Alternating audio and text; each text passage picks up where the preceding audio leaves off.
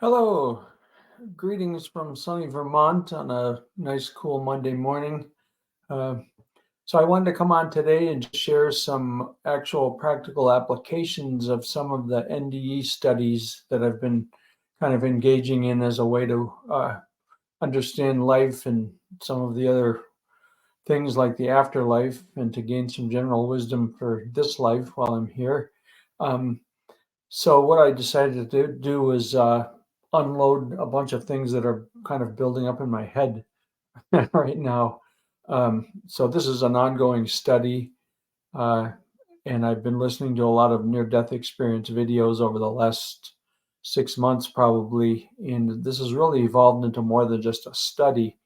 It's actually altering my own philosophy and way of dealing with life in a huge way, which I'm very, very glad of. I didn't know what kind of side effects there would be to the NDE study, but the wonderful part is hearing from people that have been over to the other side and back, many of them with interesting stories to tell, and being in the position to listen and learn from each of these experiences other people have had has shed a lot of light on what my belief system. I've said before in some of my prior little sharings that I grew up in a Christian church and bounced around a little bit, and mostly within the confines of Christianity, studied a few other religions and all, but the NDE study has been extremely practical in totally kind of transcending all of these religious experiences and studies from the past, and for the simple reason that these people are coming from their own recall, very vivid recall of their near-death experiences, what they experienced and saw, and this is unfiltered, raw, personal material, which I think is great because one of the problems with religions in general and different churches is all the variations in beliefs and interpretations and doctrines. There's so much out there that has been passed down over the ages, and no, there's a lot of truth in a lot of it, but there aren't many people that have really experienced anything of it and had something to tell about other than what they believed, what they were taught, and everything. And I feel like that's allowed a lot of misinterpretations, misunderstandings, misapplications, and people have not changed. I mean, many have, but yet many haven't. And for me, even the beliefs I had were sort of unsubstantiated. Like they were things that I studied and learned and were taught and believed, but I didn't know them. And I think there's a giant difference between hearing and believing and actually knowing things. So people that have come back from near-death experiences that they know what they experienced, and people try to tell them they're crazy or that it couldn't have happened or it was hallucinations or dreams. But having listened to hundreds of these and having numerous ways in which what they say has been substantiated, I no longer doubt what they're saying. In fact, I've learned a lot of very useful practical things I didn't actually expect would come of this study. It was sort of a fascination thing and looking to learn myself what the truth would be. And opening myself up to this study took a little bit of, I guess I would say courage, in the sense that I was willing to put it all on the line and say, well, in prior church experiences, I was basically told to be suspicious of anything outside the Bible or outside the church, and that, I could risk going to hell if I believed in or listened to or engaged these other philosophies and ideas. And I'm like, you know what, the hell with it. I want to know the actual truth. I'm getting out of the box. I'm breaking out. I'm going to find out what the truth really is. And I consider myself intelligent enough to discern between false and true and good and evil. And if not, I'll take the risk. I need to know. So anyway, that being said, I want to share some of the practical applications that really apply to this life. I have not personally had a near-death experience. I very much appreciate the people that have come out and shared their stories, many of whom wouldn't have done so, but they felt compelled to share what I consider the real good news of a loving God or a loving source or creator or whatever you want to call him. A lot of terrific takeaways from people sharing these experiences. So what I'm going to do is consult my little outline here so I don't forget anything. Um, so this is going to be basically a rundown of what I believe to be uh, ways in which this study has brought in information that applies to this life while we're still here. I want to learn all I can and live the best I can while I'm here. And I appreciate the fact that having not had a near-death experience, I can benefit from all those that have, that are sharing what they've learned. So touching on a few points, one of which is very interesting is people that have gone over to the other side, usually the first thing they'll describe is the absolutely indescribable love and acceptance that they experience. They think when they go over that maybe they're going to come under some kind of judgment and condemnation, and maybe if they weren't quite right, in terms of being a sinless person, that they're going to be tossed out or something. And amazingly enough, they mostly find that they're accepted. Unconditional love, peace, joy, beauty. They experience going over there, seeing past relatives and angels and guides and Jesus in some cases. A overwhelmingly positive, beautiful experience where there's timelessness. There is no time. Everything is occurring in the present moment. All communication is telepathic. There are very few reports of any kind of negative emotional experiences. There's a lot of things that are the result of being in a human body, limitations as to what we can hear, see, experience, the need to use language, the garbling and confusion that can happen, a lot of negative emotional baggage that we experience here that they don't experience on the other side. So the general experience is overwhelmingly positive. And people come back, and they don't want to come back in many cases. It's so beautiful there. So they will basically do it based on love, based on the fact that they don't want to abandon what they've left behind, their kids, their pets, their plans, whatever they had going on here. They're, most of them will come back.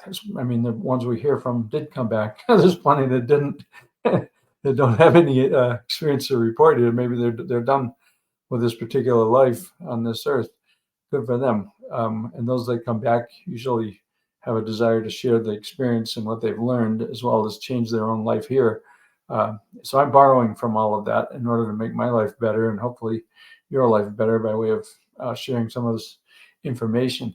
So another of the things that happens very often is a life review, in which a person will see their whole life. They'll relive their whole life in kind of time lapse movie fashion almost, where they experience how they impacted other people. And this substantiates ideas like do unto others as you would have them do unto you, because my takeaway from that is simply do unto others, because we're all connected, we're all one. And not only will you see how you impacted others, but what you do to others, you're basically doing to yourself.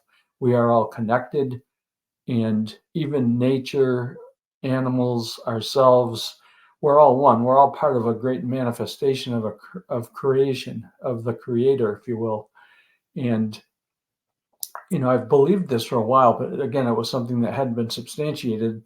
We're here. We're used to being separated, isolated, different languages, different countries, divided in a lot of ways. Whereas on the other side, it's clear that we're all connected. So that sense of connection is enormously important. And it's even mentioned, I've heard some stories from people who come back and say, yeah, it's all about connection, which it really is. And I've told this little story. When my dad was on his deathbed some years ago, back in '08, he was dying of cancer. He'd been given 10 years, and that time was about up. And he was in hospice. He was laying on a bed in our living room, and I sat down next to him, and I'm like, and he was down to a few days, and he's like, I'm getting ready to take my toys and go home. And I looked at him, I'm like, whoa, that's trippy. And I said, well, what are your toys, Dad? And he says, my relationships and my memories. And I feel like there was a third thing. I cannot remember it. I don't know why, but anyway, that stuck in my head. I never forgot it. I'm like, wow. So those were the takeaways that he had and that I carried with me. So now I feel like those have been substantiated. So the connectedness is a huge thing, and the way the golden rule actually plays out in life. Another thing that I've become aware of, there's a lot of talk about thoughts. Thoughts are things, thoughts manifest. On the other side, a person will think a thing or think of going to a location and they'll be instantly there. There's no mass or matter to slow down transportation. So thoughts, information, travel, all these things happen instantly. People always very frequently refer to downloads of information, like suddenly they know things they had no way of knowing.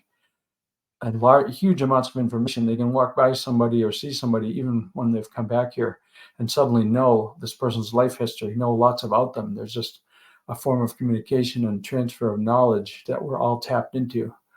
And there's so much in this life we don't know how to manifest. We have all kinds of latent power that we don't know we have. That's another takeaway, just the idea that we have access to huge amounts of information and wisdom that we don't know we have, and even various odd gifts that sound, I mean, they're sort of like Bible type things in a way, but yet they come on in a very practical way that a lot of churches have rejected. Like people come back and they have gifts of healing. They know what's wrong with somebody. They have some way to go in and actually manifest some healing with them. People channel spirits from the other side. I haven't had that, but I do feel like I've been actually shown things. I don't want to necessarily channel anything or anybody, but I feel like, there's wisdom from the other side that's just being imparted to me to understand things I never understood before.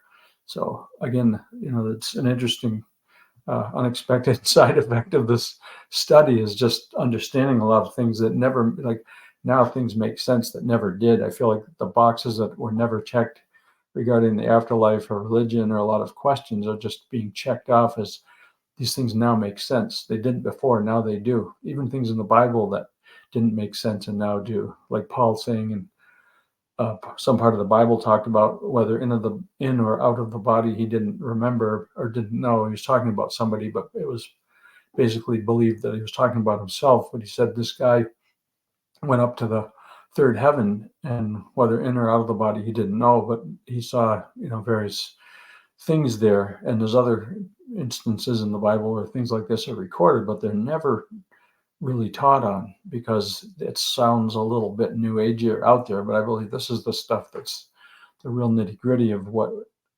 is really important, in a sense, to establish a sense of belief in an afterlife. I mean, I totally believe in it now. I don't have any fear of death because from what I know of people that have gone over to the other side, there is no death. There's no death. We're eternal. And furthermore, we're here to learn. We're on this planet as a learning experience. So there's a lot to learn, and we can learn a lot while we're here. And one of the conditions is from coming here is that we forget the past while we're here, so it doesn't interfere with our ability to live out this life. So having said that, let me move ahead a little bit. Okay, so one thing that's been very important for me is realizing that thoughts are things, they're very important things, and motivation in this life. I spent a lot of my younger years depressed and feeling bad about life and not, going through a rough time. I didn't get guidance that really helped me past this. Now, I understand that thoughts are very powerful things and that our experience of life isn't so much dependent on the outward circumstances as how we, like in others, whatever happens to us or whatever we do, we process in our minds. Our thoughts are our interface with reality. So it's all happening in our heads. So how we perceive what's going on, how we think about it has a huge impact. And for me, realizing like when you're governed by fear, when you've had a rough time in your childhood or you've experienced bad things, then things like fear will come in and really take over your mind. And whatever you think and whatever thought patterns you have set up, like if you're used to being motivated by fear or by threats or intimidation, guilt, shame, any of these things will take up residence in your head and they will control you. And you'll see life through a dark lens. And a lot of NDE people describe the vibe, like low vibration thinking is negative and dark and bad, whereas higher vibe thinking is when you can be free to be enthusiastic and happy and peaceful and joyous. And this has become a major thing with me, just to try to figure out my own patterns and try to step away from negative patterns that tend toward being depressed and paralyzed and afraid and that whole negative spectrum. So this morning I had listened to a couple of NDE videos, and it really clarified this.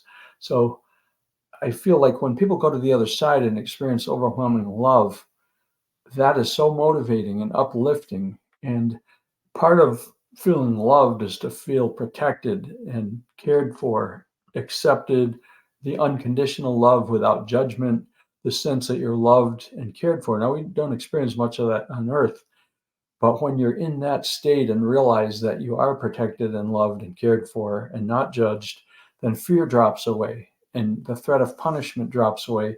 And now you're able to manifest actual living. You can be joyous, at peace, at rest. You're free to be creative. I mean, I feel like it's like stepping out of prison, because when you drop the guilt and the fear and all these things that we've been had put on us over time, and now you suddenly are free. And again, another thing is free will, a huge aspect of life, as it's expressed from people who have been on the other side, is that we were given free will. And that's partially why there's so much terrible things going on the earth, because we have free will. People do what they want to do or what they think they should do. They get caught up in ways of thinking, some of which are not good. So, now, even now, and I'll share this from people that have gotten gifts that are prophetic in nature. They say, well, we're going to go through a really dark time, and we're entering into it now, wars and famines and terrible uprisings, civil wars. Our country hasn't been through, since the Civil War, a civil war, but a lot of people believe that we're heading into one, and that I see it happening, and that things are following a course that is okay, in the sense that it's manifesting what's in people, and this is how we learn, and that things are going to get really bad, but then they'll get better when people ultimately learn that the bad ways, the negative thinking, the fear, the hate, the suspicion, the distrust, all these things are negative, dark thinking that doesn't manifest anything good. And then when people believe that that's not the way to go, and then enough people become enlightened enough to live in the love side of things and actually follow golden rule and do unto others as they would have them done to themselves, it's going to change enough people over a period of time that will actually go into a phase that's peaceful. So that's a concept known as dualism or duality, where things go to extremes so they can be fully exposed as to what they are. And that's a good teachable moment, even though it can be quite painful. So those are some thoughts. Being free, being fully alive and engaged really requires a sense of security, a feeling that, we know who we are, we know our thoughts actually matter. And one way a couple of things that I've learned. One, what simply came on me a few weeks ago, just the realization that one aspect of love is simply gratitude, like being glad and appreciative and grateful for what is good in life. And it sounds kind of Pollyanna in a way, but on the other hand, if you make a habit of thinking, like just looking at life in terms of what's good, what's good, what's good, who's good, and just compliment everybody that you can, show appreciation to everybody you can, be happy about everything that's good, it lifts you up. It puts you in a much higher vibe state, as they would say. It's positive thinking in a reasonable, practical way, and it makes everybody else feel better and happier. In fact, as a simple illustration, I just came out of the hospital a few days ago. Had to go in for a relatively minor surgery. It was a little scary, but somehow I was able to stay ahead of that. And when I went in, I made a point of just expressing appreciation for everybody along the way, every step of the way, going to doctors and the hospital, and every person that I ran across. I was grateful that because of them and the work they were doing, I was going to stay alive and be better and healthier than I was. And I really did appreciate it genuinely. I knew that it was only because of these people that were willing to do surgery and be in the hospital and be a nurse, or even a guy collecting the trash and keeping the place clean. People were contributing to my health, my getting back on my feet. So I was very grateful, but it actually made the experience much more positive. These people were, and I knew, if you want to bring the good out of people, show appreciation. If you're a complainer, you're bringing on negative expectations, and it actually will help manifest what you expect. Like, your thoughts actually have power, and they will manifest what you're expecting. You can bring about things in your own life that you don't want to just because you're being paranoid and expecting them to go badly. That can happen. On the other hand, if you're positive and have good expectations and appreciate the people that are in your path, then you're strengthening and uplifting them. They're going to do a better job. They're going to feel better about the whole situation. So anyway, simple illustration. And another one, there's a lot of emphasis on thought patterns, like capturing our own thoughts and realizing like what patterns are we in. And one I realize is you can look around in life and see other people you think are doing a bad job or that don't seem to get it. And then I'm like, you know what? The truth is we're all in different places. We're all in different points in our learning. I'm like, you know what? We're all learning. We're all different places. There's always going to be people ahead of me and behind me and that seem to be doing better or seem to be doing worse. So thus don't judge. It suddenly clicked to me. Don't judge. Well, why not judge? Well, you know why? Because we're all here to learn different things. We're all learning at different speeds, and some are ahead and some are behind. It's okay. Try to be as helpful as you can to everybody, whether they're behind you or ahead of you in this race, in this life. I shouldn't call it a race because it's really not supposed to be competitive in that sense. But so one of the tricks for if you discover you have a bad thought pattern is to replace it. Like trying to suppress your thinking or just cancel it is very hard to do. But the suggestion somebody made that I really grabbed onto was the idea of actually replacing the thoughts. If there's a thought you don't like, think of a substitute for it. Like for me, it was, if I was wanting to judge somebody, but wait a minute, don't judge. You don't know what they've gone through. They're on a different path than you. Maybe you can help them. At the very least, don't send out a negative vibe by being negative to them, because somebody that might have an influence over you might do the same thing. So it's sort of like karma. I don't necessarily want to use the word karma, but it's a cause and effect thing that actually it's a thing. So to me, to be really successful in life basically is to be happy. If you're happy, I don't care what your circumstances are, you can you can live in a tent in the woods with just barely enough food and water to get by. But if you're happy, you're successful. If you're a billionaire with tons of money, but tons of stress, and you die of a heart attack at 45, you didn't succeed. You might have done a lot and been productive in the earth, but one of the takeaways too is the idea that success really is not measured in money or things or fame or any of the usual trappings that we associate with success, even though they look impressive, beautiful, big, expensive cars, da da da da. If you have good relationships, if you're happy, if you're grateful for what you have in life, then you're success. I don't care what you have. The material stuff in the end doesn't go with you. Not many hearses have trailers behind them. Doesn't matter how much money you piled up in the bank. You can't transfer it to your Swiss account on the other side. It won't show up there. So what you have become in your spirit and your soul is what you take with you. Your relationships, your memories, and the rest of it stays here. So it doesn't pay to, put too much emphasis on what's on this side, because in the end, you're going to leave it behind. So you have to know, knowing that. It's like, for me, I feel like I can fully engage in what I'm doing here. I'm really happy here now, knowing what I know. I have fun projects ahead of me. I love getting out and hiking and doing things like that. And I want to live fully while I'm here and engage with people and, be connected with them, and knowing what I know now. These are takeaways that are practical and actually will apply to the future. So then there's another thing that I've sort of touched on. They have a label for it. It's called the law of attraction. And it's simply this law which says the thoughts that you think and the things that you do pull in similar things. So if you're a grateful person, you're going to draw in people that are grateful. If you're a negative person, you're going to draw that in. So the idea is to always analyze your own thinking in terms of what are you attracting? The things you think about, it's like top of mind. Whatever you think about the most kind of takes over your mind and governs it, because it's taking up your short-term memory. But in a deeper level, what you do and what you think about will pull in something similar. And it's kind of true. Like if you feel confident, like you're going to succeed, and you're doing everything you can to move in a positive direction, to learn and grow, that's going to bring in more of the same. It's one of the illustrations somebody used was social media. Like right now, I notice this for myself. The things that I like on Facebook that I click on, I get more of. And now I get tons of, like beautiful photography because I really like that. I'm a kind of amateurish photographer, but I love being out in nature and taking pictures. So I get all this kind of stuff, old rock and roll music, just certain types of things that keep popping up because that's what I like and click on.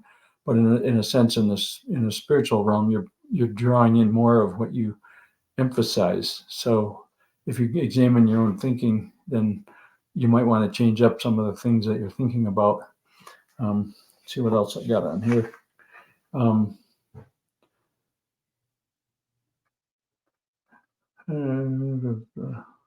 Okay, so a few of the things also that are uppers, the way I see it, like the thinking is a very important thing. There's also things that you can do that actually manifest in a good way. And I didn't realize this. And, I've found certain things to be useful for me that make me happier, and doing them always seem like an upper. And now that I'm getting older, more and more is for me getting out in nature, getting a lot of exercise, being creativity, doing arts and crafts.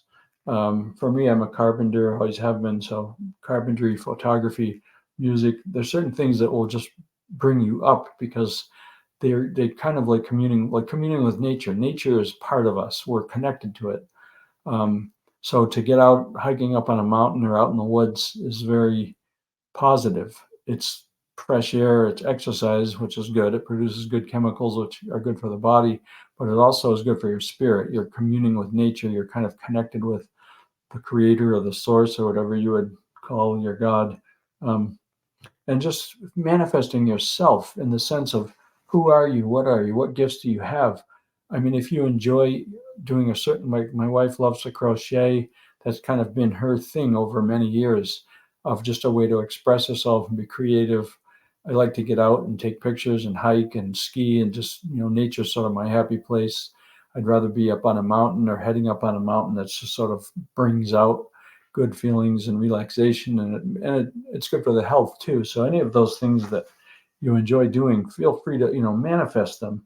And again, drop negative emotions. If you're caught up in, if you feel like you're doing everything out of obligation or duty, or if you're not motivated by love, Paul in the Bible said, let it all be done in love.